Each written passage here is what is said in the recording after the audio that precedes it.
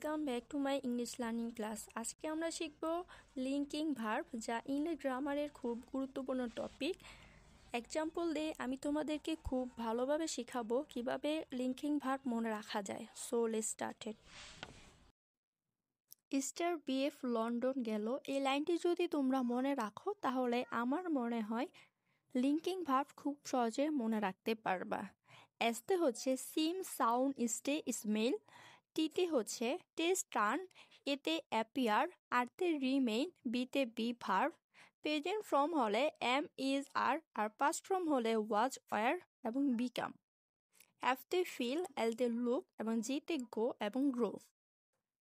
Linking ভার্বের পরে যদি একটি ওয়ার্ড থাকে তাহলে পরের ওয়ার্ডটি হবে অ্যাডজেক্টিভ। আর যদি লিঙ্কিং ভার্বের পরে দুইটি ওয়ার্ড থাকে তাহলে সেটি হবে, প্রথমটি হবে adverb plus adjective. Example, he feels nice. এখানে হি ফিলসে কি ছিল?